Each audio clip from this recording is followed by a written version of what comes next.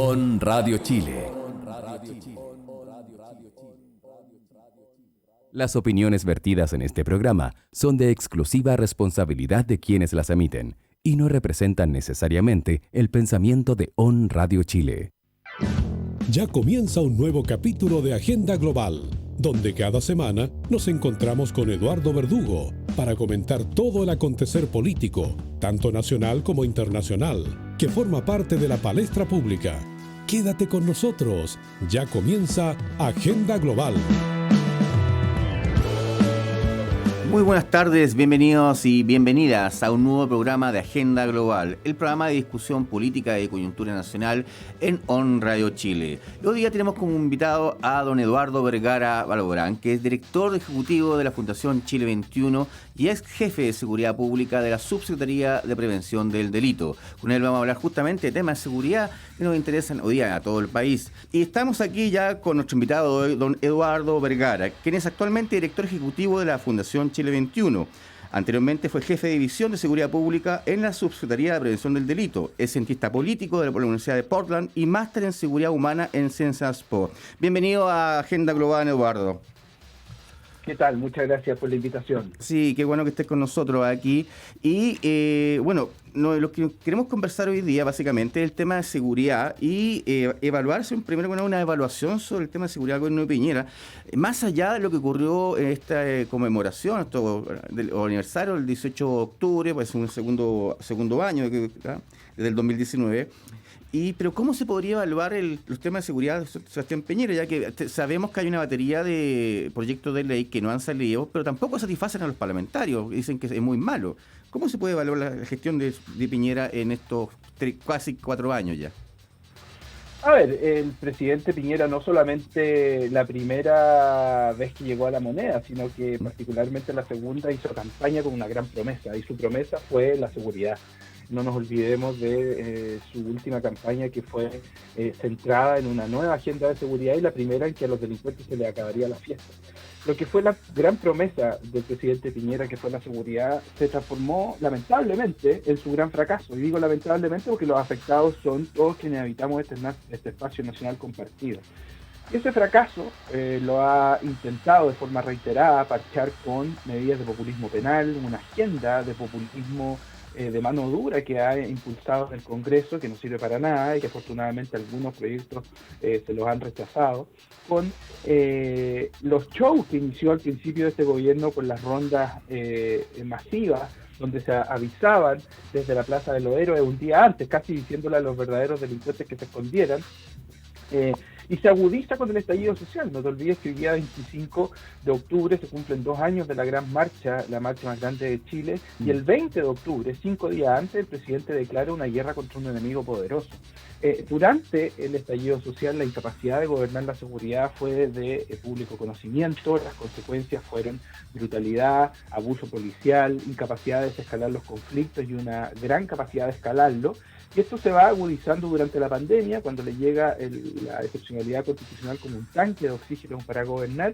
Y los hechos más recientes son 2. Uno, que es la militarización del Gualmapu frente a su fracaso, pero como también el uso tanto de su vocero de gobierno y particularmente su subsecretario de Interior para hacer intervencionismo electoral, culpando de la incapacidad que ellos tienen de garantizar el orden público en la candidatura de Gabriel Boric y Jana Prodan. Sin duda, en ese sentido, bueno, la aclaración de Galil por un lado y el profesor Brolo hablan de un intervencionismo electoral y básicamente jugando a las cartas que siempre ha jugado Sebastián Piñera como presidente, que el tema, como tú bien lo planteas, el tema de la seguridad y que se lleva básicamente de forma populista. Pero más allá de eso, ¿qué es lo que podemos esperar? Porque básicamente estamos viendo, bueno, si Piñera no dio el ancho, ni en el primero ni en el segundo con el tema de seguridad, pero esta violencia delictual, porque dejemos de lado las manifestaciones, básicamente, que son legítimas, el derecho a la protesta social, y que son masivas, sin duda, como tú planteabas, la del 25 de octubre fue la marcha más grande de la historia del país, pero está enquistado, en Chile básicamente, un espacio de violencia que va más allá justamente de lo que nosotros podemos ver como violencia común y corriente. Pero ¿qué pasa con eso? ¿Qué pasa con el gobierno de Piñera? Están las reformas de las policías, ¿por dónde van? ¿Cómo es que esto es necesario hacer ahí? A ver, lo que pasa es que no pasa nada en lo objetivo y en lo práctico.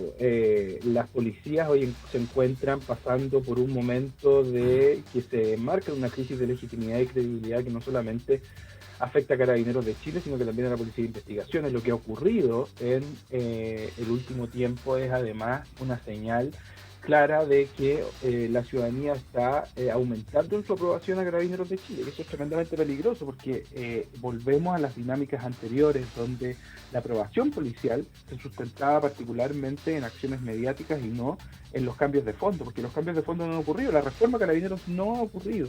Lo que ha ocurrido es un proceso de cambio y modernización que se ha maquillado en una reforma policial. Entonces eso es complejo, porque como vemos hace unos días atrás, en la conmemoración del 18 de octubre, afortunadamente Carabineros sí tuvo un rol que podríamos destacar respecto a la distancia que mantuvo en las manifestaciones pacíficas, pero cuando empezó el ambiente de vandalismo, de criminalidad, de delincuencia, nuevamente mostró incapacidad para hacer su trabajo.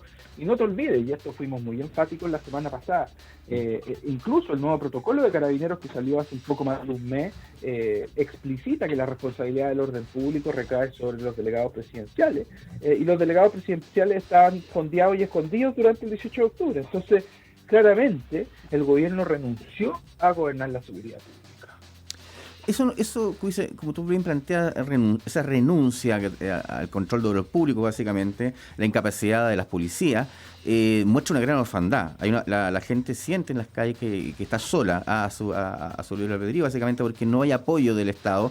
Y parece justamente contradictorio y preocupante, como tú dices, que esta orfandad que tiene junto a la gente en la calle termine nuevamente en un apoyo carabinero en sus actuaciones. Bueno, claro, lo que pasa es que de cierta manera es la forma en que se ha sustentado la aprobación de la labor policial en eso mismo. Ese ha sido el corazón del sustento de esto. Entonces, cuando la ciudadanía ve, por un lado, y ocurren fenómenos muy particulares. Uno es que la ciudadanía es muy crítica de Carabineros, muy crítica de la labor que hacen y su efectividad, pero no ve otra alternativa.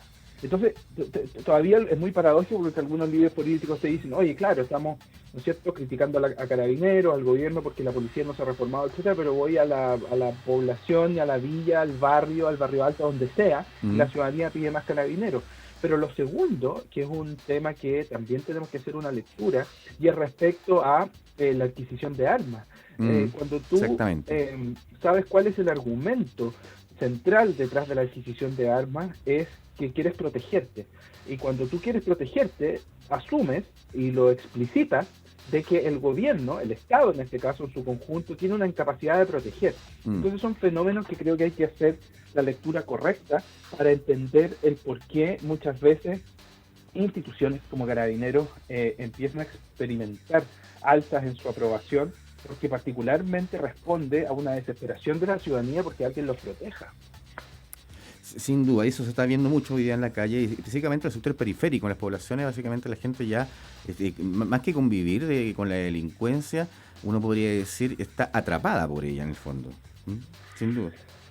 Claro, sí, lo que sucedió aquí, además, es un fenómeno que se acrecentó durante la pandemia, que fue la contracción del Estado, y la contracción del Estado para proteger. Entonces, frente a esa contracción, lo que ocurrió fue que ese espacio se llenó y empezó a tomar lugar una expansión de la presencia del crimen organizado y el narcotráfico. Y la verdad es que, bueno, no es solamente la realidad nacional, pero a nivel mundial la evidencia lo que nos muestra es que frente a la expansión del poder, particularmente territorial y político que empieza a adquirir el narcotráfico, los escenarios son muy negativos, es muy difícil poder recuperar ese espacio perdido. Eduardo, dejando un tema ya las responsabilidades que puede tener el Ejecutivo, hay otra discusión que nos puede centrar también en este periodo, es cuál es la responsabilidad en este caso del Poder Judicial. Y básicamente, y ahí estoy también metiendo en el saco a la Fiscalía. Yo creo que muchos plantean dice que la Fiscalía no está dando el ancho en todo este trabajo. ¿Cómo tú puedes evaluar la situación? A ver, y por eso cuando te lo digo, creo que hay que ser muy enfático en que la responsabilidad de proteger recae sobre el Estado y recae particularmente sobre sus distintas instituciones que tienen competencias unas más directas que otras sobre la seguridad de las personas. Hemos visto además un gobierno que ha culpado al Poder Ejecutivo y a la Fiscalía en muchas ocasiones, pero que no es capaz de asumir sus culpas. o claramente el Ministerio Público merece en este momento que estamos viviendo una evaluación de su labor. Es una institución relativamente nueva que merece ser evaluada y entender si están yendo del camino correcto o no. Mi punto de vista es que tiene mucho que mejorar. Lo mismo con el Poder Judicial, hubo una gran reforma que tuvimos en este país y que permitió avanzar y acelerar ciertos procesos, pero en otros quedó al debe.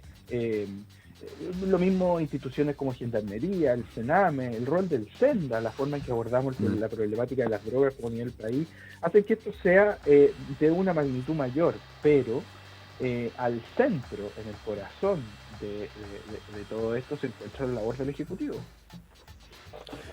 Pero tú no ves que la ciudadanía, la gente en la calle, es culpa muy fuerte al Poder Judicial porque dicen que el tema de esta denominada puerta giratoria, dicen que es culpa de los jueces. Y no veo todavía en el Poder Judicial que hagan un mea culpa completo y siempre dicen que esto es un problema legislativo. Pero hay algo de eso, ¿no? O sea, sí, sin duda, sí, la frustración de la ciudadanía se ve expresada particularmente en la forma en que evalúan las instituciones, y la verdad es que la evaluación institucional hoy en día, por bajo el promedio, está puesta sobre la Fiscalía, el gobierno, nuestro sistema judicial, el Poder Judicial en su conjunto. El Congreso tiene un 2% de evaluación. Paradójicamente, los que están mejor evaluados son, y obviamente la policía, los municipios, entre las instituciones mejor evaluadas, y lo paradójico de eso es que los municipios no tienen ninguna facultad ni responsabilidad directa sobre la seguridad. Entonces, eso habla de de que cuando miramos la problemática de la seguridad está alojada o está de cierta manera descansando en una crisis institucional mucho más compleja. Para terminar este bloque, Eduardo, bueno, ¿qué es lo que se necesitaría desde tu punto de vista ya más técnico, como especialista en el tema de seguridad, para poder salir de este impasse? Independiente sabemos que va a ser el tema del próximo gobierno, sea Boric, sea Proboste, sea Kast o Sichel, pero ¿qué es lo que se necesitaría para salir de este impasse y empezar a corregir específicamente? Bueno, lo central es la decisión política. Muchas de las recetas y las propuestas se vienen repitiendo hace mucho tiempo. Es bien frustrante ver que muchos esperan como ideas nuevas y propuestas concretas en seguridad. Bueno, algunas que se vienen repitiendo hace mucho tiempo y han mostrado ser un desastre, y otras que también se vienen repitiendo hace mucho tiempo, pero nadie las implementa. Entonces, cuando tú te enfrentas a este escenario, la gran pregunta es quién va a conducir los cambios, y por eso es el concepto de gobernabilidad lo que descansa al centro de los posibles éxitos o también de los posibles fracasos respecto a esta temática que vamos a tener de ahora en adelante. En ese sentido, lo que podría decir como novedad es entregarle mucho más facultad y atribuciones a los poderes, al gobierno regional y a los poderes locales en los municipios. ¿Sería esa la solución? Hasta cierto punto sí, en cuanto a la coordinación, pero la pregunta de atribuciones de qué tipo. O sea, no podemos terminar con policías regionales altamente corrompibles en un escenario latinoamericano donde esos modelos han demostrado ser regresivos. Yo creo que en un país como Chile, que sigue siendo tan pequeño, es perfectamente factible poder tener un sistema centralizado con identidad regional, con capacidades de los gobernadores. Mira, un tema no menor, los consejos comunales de seguridad pública son una institucionalidad que partió ya hace 5 años, si no me equivoco, pero no son vinculantes. Entonces al final se transforman en acciones súper cosméticas, donde todos se sientan, comparten un diagnóstico común en muchos casos, pero las decisiones que se toman ahí no se llevan adelante porque no son vinculantes. Entonces, cosas como esas creo que perfectamente se podrían mejorar y llevar adelante para que podamos contar de una vez por todas con una decisión de Estado, una decisión país, para poder avanzar en este tema. Eduardo, quiero centrarnos ahora en la discusión sobre la macrozona sur como un solo tema, básicamente porque es algo que está pasando como colado, digamos, el tema entre elecciones, la cuestión constitucional, entonces al final Entonces, uno dice, bueno, ¿qué está pasando en la zona Mercosur? La complejidad tiene muchas variables, pero ¿cómo podrías tú describir la situación hoy día allá? A ver, claramente la forma más, te diría, general y global de cómo definir lo que sucede ahí es claramente el abandono del Estado. El abandono del Estado a la capacidad de poder encontrar soluciones y generar el diálogo y sustentar los cambios antes que terminemos optando por lo que hemos optado hace mucho tiempo, que tiene que ver con buscar una solución por medio de la instalación del Estado con su cara más controladora y represiva. Yo he sido además muy crítico de lo que significa o ha significado la militarización en esta etapa, que es el nuevo estado de excepcionalidad constitucional.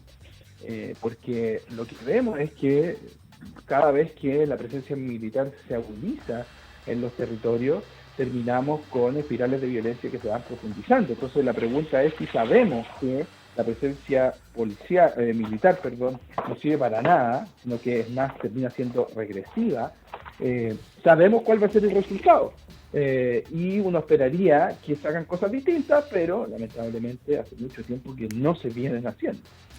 En este sentido, uno ve en la macrozona sur diferentes variables que afectan el proceso que está llevando acá. Por un lado tenemos la discusión justamente de lo que es la recuperación de tierras por algunos sectores, que se puede decir por la entrega de tierras, lo que es la CONADI justamente, al sector pueblo originario, mapuche específicamente.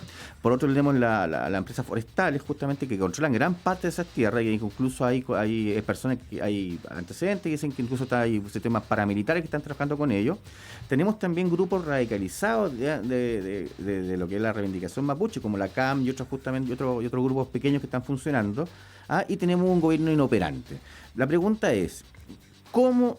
Y sin contar ahora que hay una línea también de narcotráfico también que se está dando allá justamente, y que le han dado mucha relevancia también para justificar la intervención, el estado de sitio. Pero ¿cómo solucionamos el tema? Porque obviamente, digámoslo de frente, las acciones de la CAM no son acciones violentas, y que buscan más allá solamente la reivindicación territorial.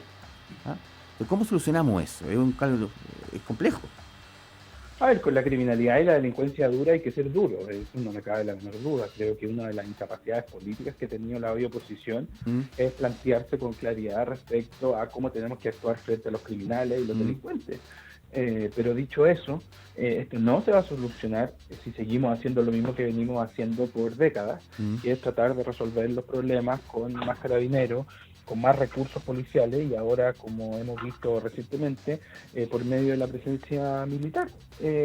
Creo que tenemos que tener la capacidad de entender que las recetas que están puestas sobre la mesa hoy día son todas recetas fracasadas, son todas recetas que han fracasado. Y esto, para llevarte a la solucionática, creo que en paralelo a instalar, ¿no es cierto?, un Estado de Derecho que tenga la capacidad de, valga la redundancia, hacer valer el Estado de Derecho, ¿no es cierto?, tiene que contar primero con policías legítimas, con policías creíbles, con policías que estén lejos de los actos de corrupción o acusadas de que cada vez que actúan generan un montaje. Segundo, retirar inmediatamente a las Fuerzas Armadas del territorio. Tercero, instalar de una vez por todas un sistema de inteligencia que funcione. En este país hay algo disfuncional en nuestra inteligencia, y la verdad que sin inteligencia cuesta mucho actuar.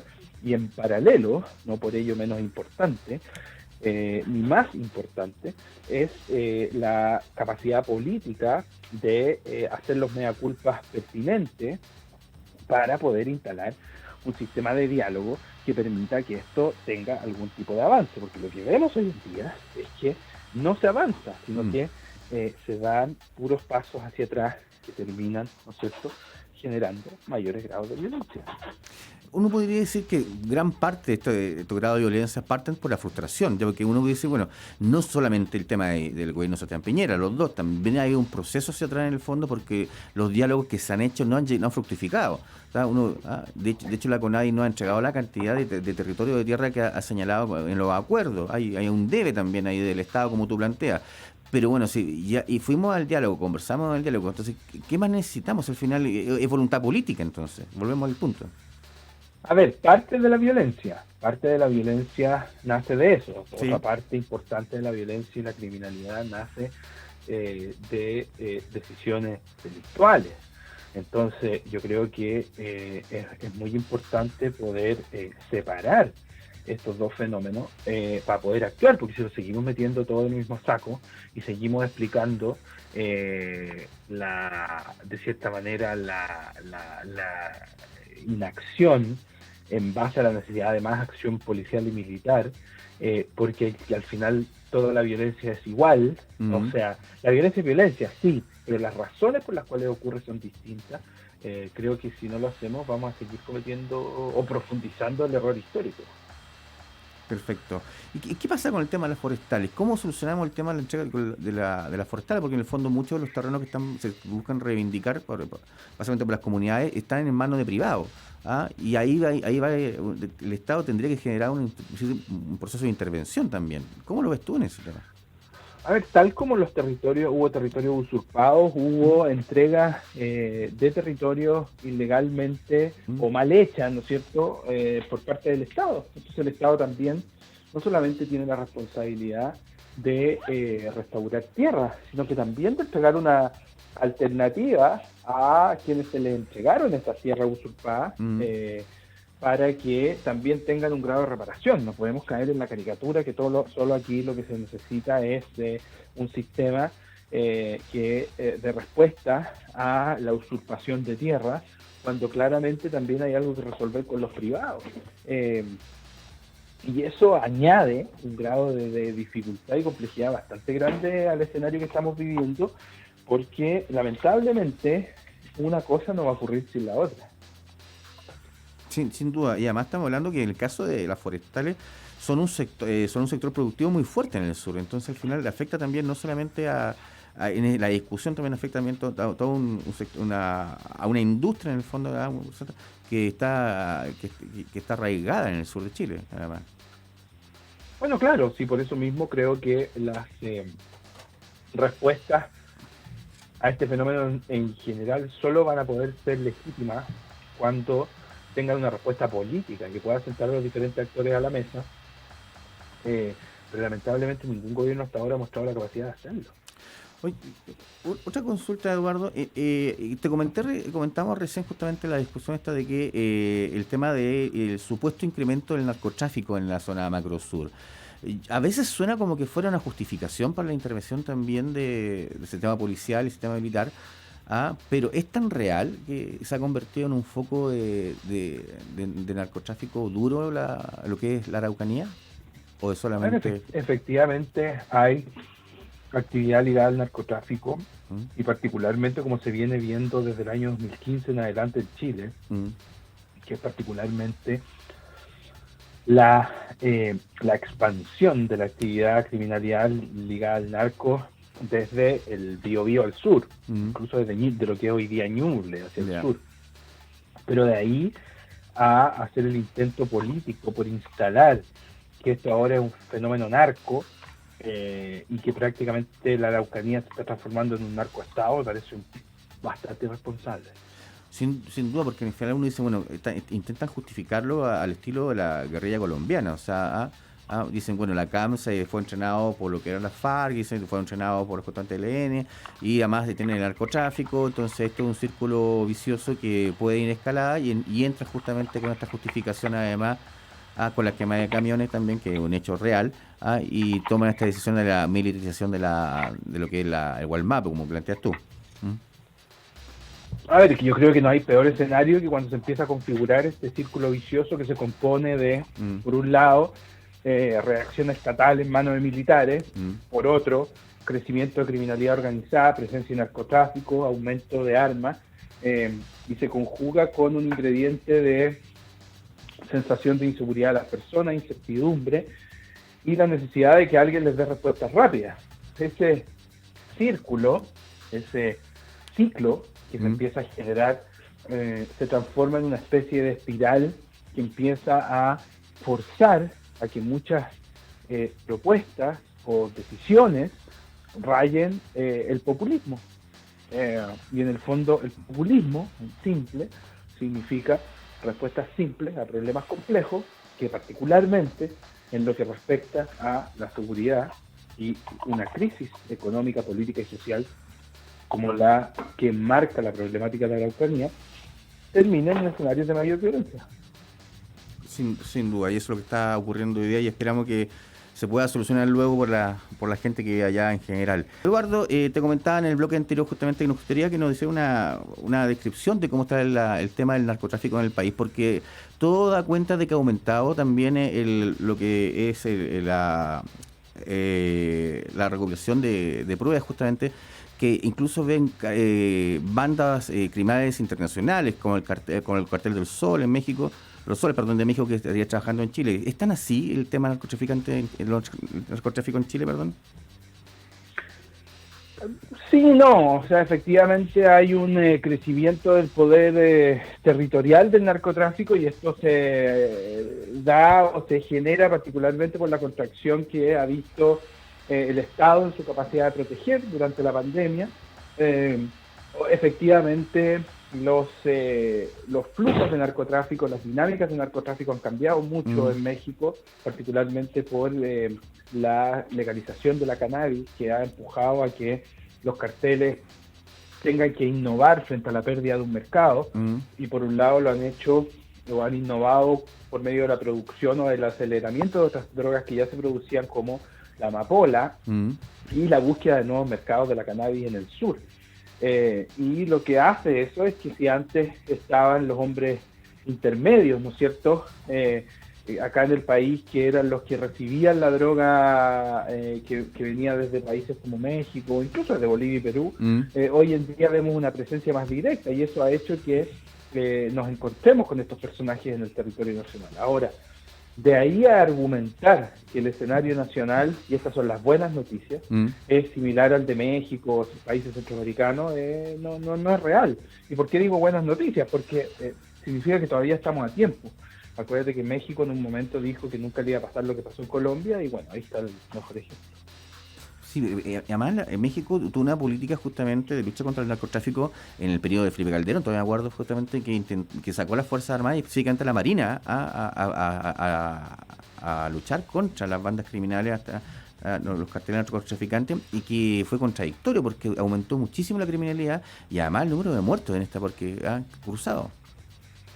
Sí, efectivamente, la guerra contra la droga ha sido una de las guerras más sangrientas que hemos tenido en este territorio. Ahora tú, cuando vas a la Ciudad de México hace años, ya te das cuenta que está llena de memoriales por la guerra contra la droga. Hay cientos de miles de desaparecidos, torturados y asesinados. Y eso es producto de exactamente esa lógica que muchas veces da mucho miedo cuando vemos que acá el presidente de la República, durante su mandato y al menos hasta antes del estallido social, ya había declarado una guerra contra las drogas 3 veces, una de ellas en cadena nacional. Y lo que hacen es que empiezan a levantar los niveles de armamento, de despliegue policial y de represión.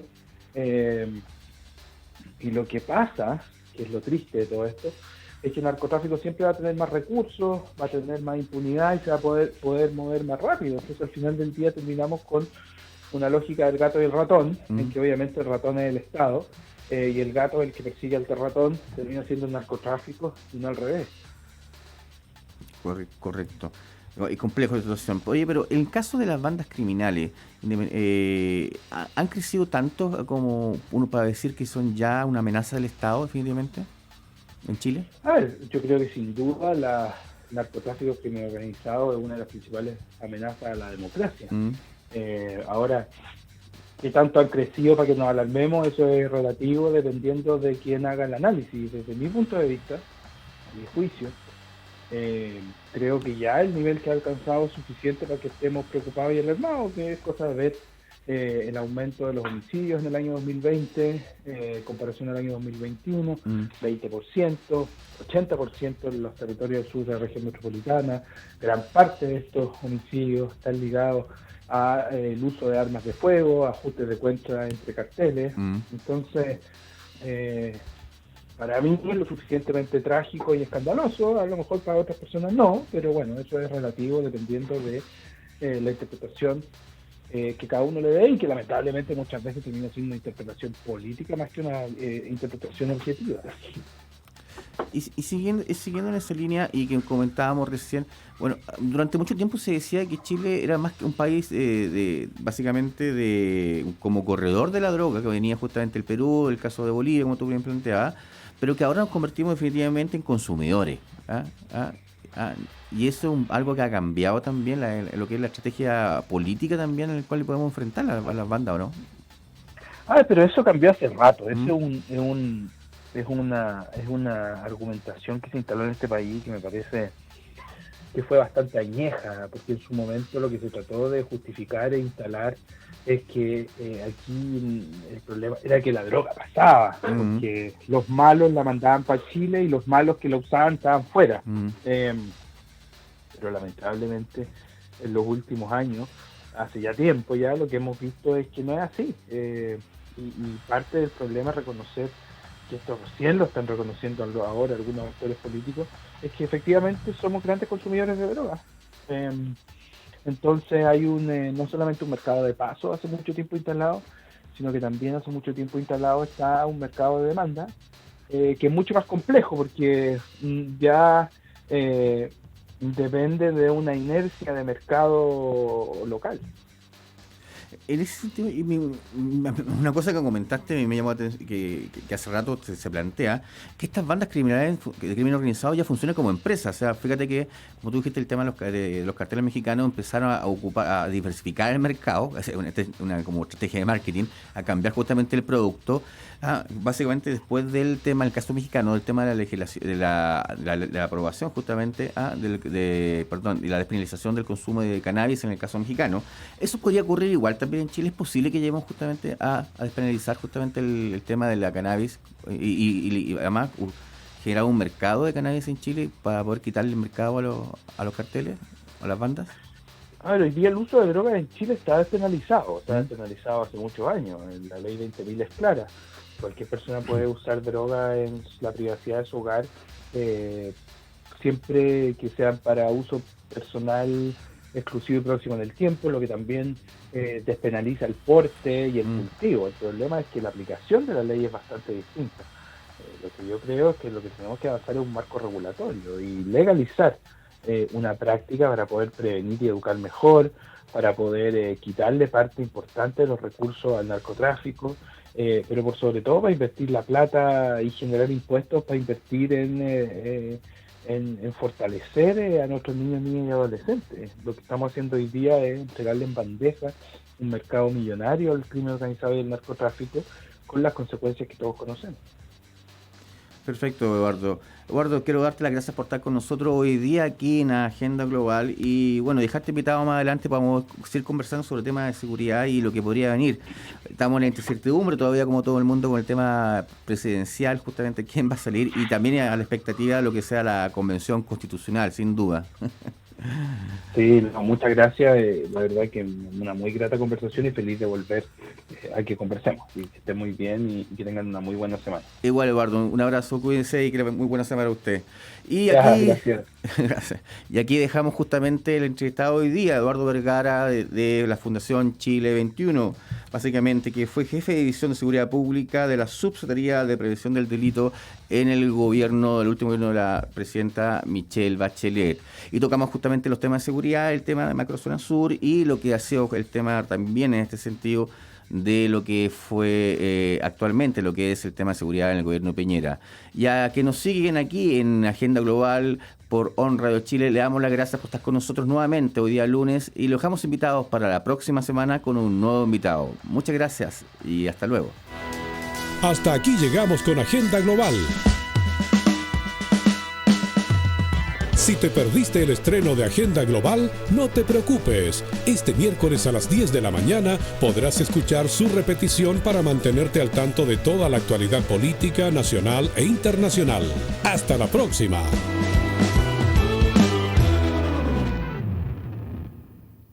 Las opiniones vertidas en este programa son de exclusiva responsabilidad de quienes las emiten y no representan necesariamente el pensamiento de On Radio Chile. On Radio Chile.